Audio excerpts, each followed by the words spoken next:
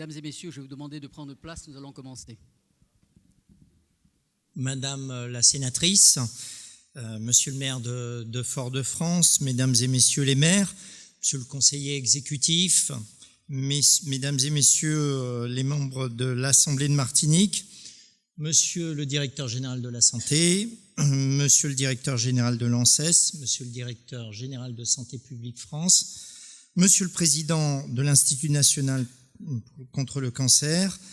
monsieur le directeur général de l'ARS de Martinique, mesdames et messieurs les directeurs, mesdames et messieurs,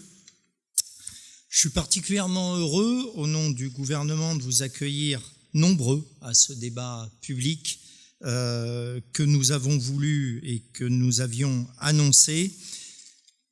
Je sais combien la question est douloureuse, sensible pour la population martiniquaise. La présence aujourd'hui des directeurs généraux de plusieurs établissements publics majeurs pour la santé publique en France, la présence du directeur général de la santé,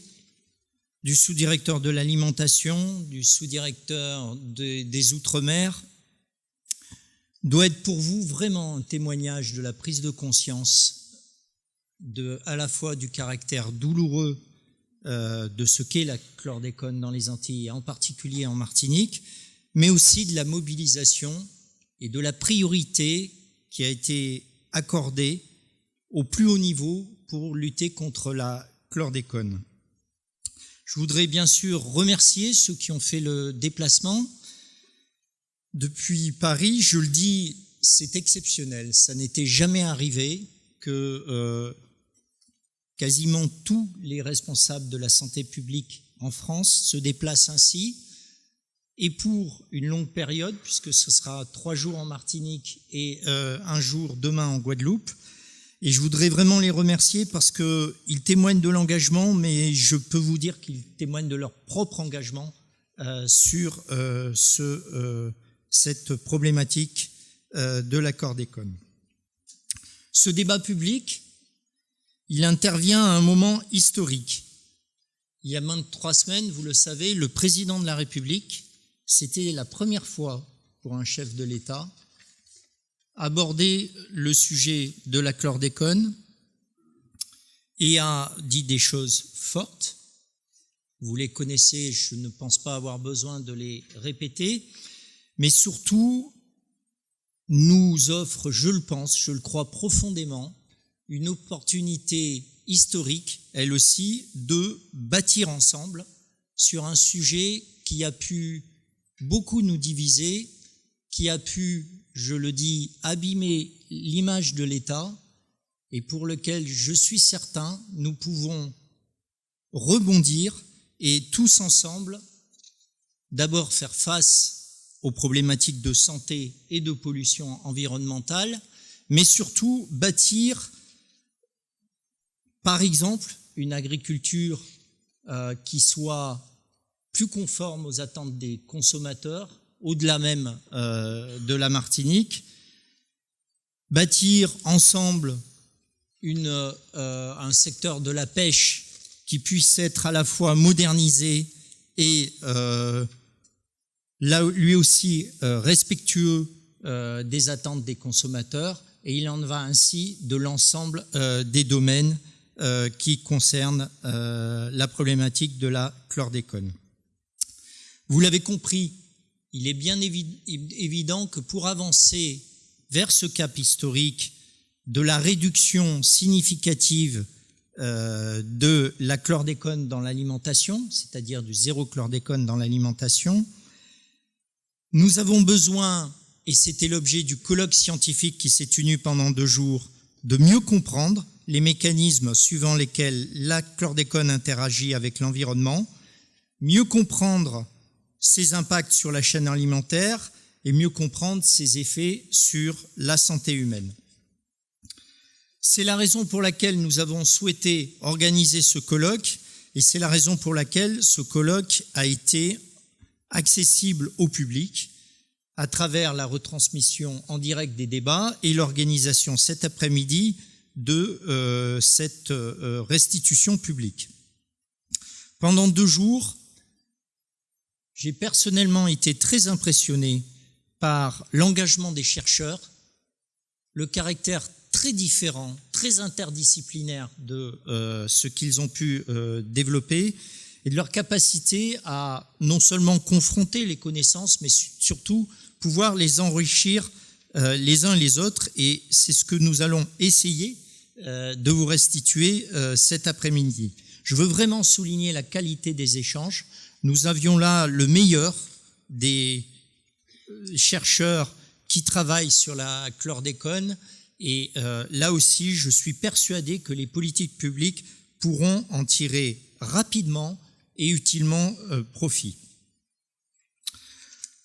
Quel est le calendrier? Quelle est la méthode désormais? Nous avons une échéance qui est celle de la préparation de ce qu'on appelle le plan chlordécone 4, qui devra entrer en vigueur à partir de 2020 et qu'il convient de préparer dès à présent. Et quand je dis de le préparer dès à présent, c'est de le préparer tous ensemble, peut-être pour dépasser le caractère un peu administratif, et je dis cela en s'adressant d'abord à moi en tant que représentant de l'État, des plans précédents. C'est vraiment un défi, et je crois le premier enseignement, l'enseignement majeur des travaux qui se sont déroulés pendant 2 jours, c'est que nous n'aurons une action efficace en matière de chlordécone que si tous ensemble nous arrivons à définir les actions et surtout à les mettre en œuvre. J'ai entendu pendant les échanges de ces derniers jours certains intervenants dire il faut respecter la culture martiniquaise, antillaise, il faut prendre en compte les modes de vie et de consommation des consommateurs. Et je veux vraiment très solennellement et très officiellement vous répondre oui